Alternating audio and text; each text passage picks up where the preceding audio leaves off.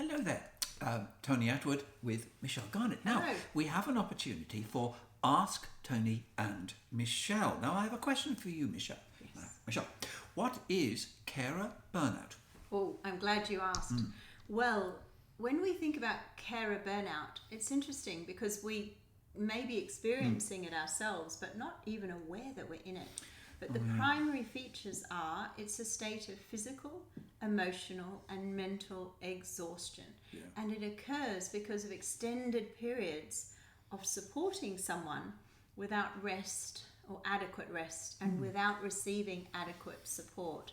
So if you're wondering about carer burnout, I would suggest you consider for yourself or your partner, or if you're a professional thinking about your clients, these are the features, I'll go through them.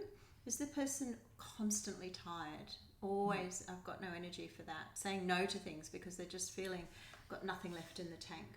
Often carer burnout comes with stress, anxiety, depression. So there's an emotional component here.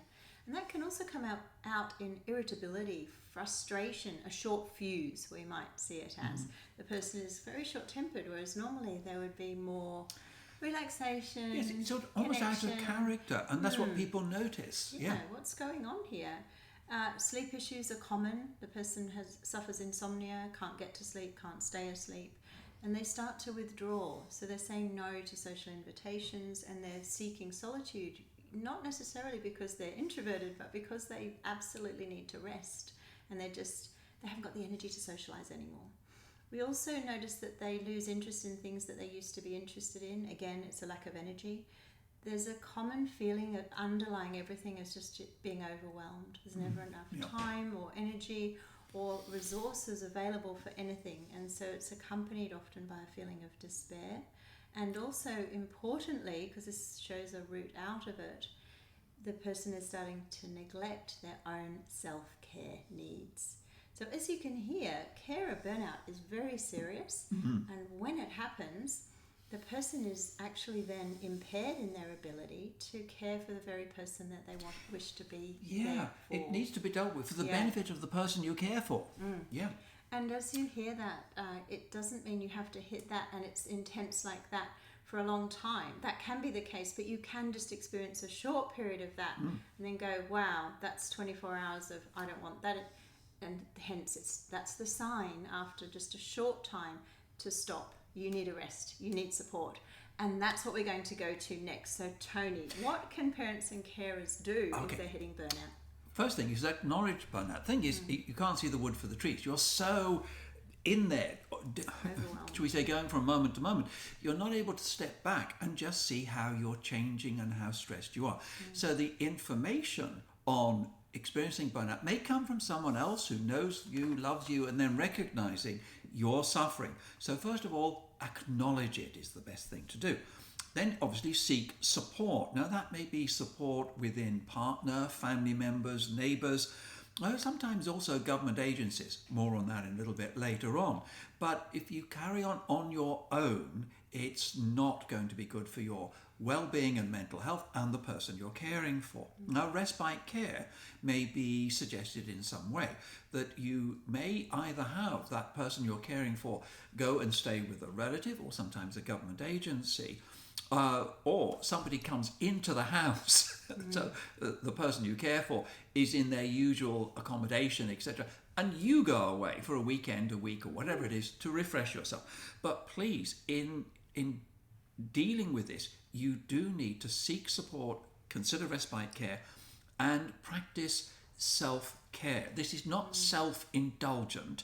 You need to do things you like doing. You need to re-infuse yourself with energy, enjoyment, whatever your hobbies, interests, all the things that you've enjoyed that give you energy. Please, you need to schedule them in to your day or your week to refresh you and so on.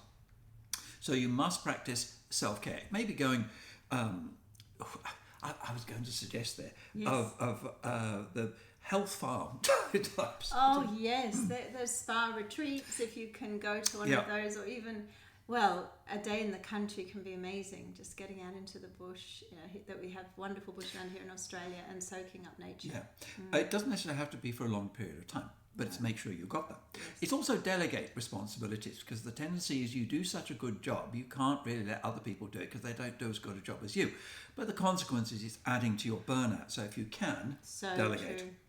Also manage your expectations. You may be seeking a level which you would like to obtain but may be difficult to obtain. Yeah. But also stay connected to other people as best you can, because they can support you. Now, Michelle, what are some of the supports available in Australia?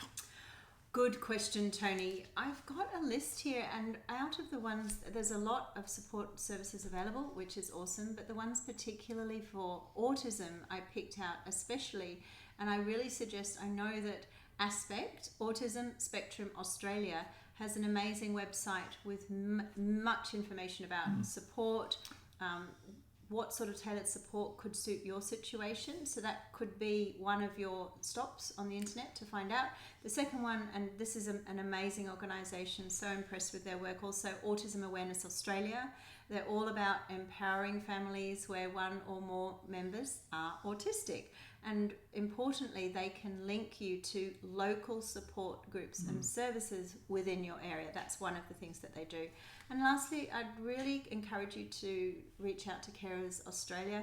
I know this from personal experience and my clinical, they do amazing things in this area, offering advice, counselling, just reaching out and talking to someone who's not in it, someone objective, can be so helpful. So that's Autism Awareness Australia, Autism Spectrum Australia, or Aspect, and Carers Australia. And hopefully that will start and you will find the support that you need. Yeah, find those key people who can help you, who understand and can provide empathy. Because burnout, it's very common, but you try and recognize it, and then, okay, you've learned from it. You know how far you can go. You set boundaries of what you can and can't do.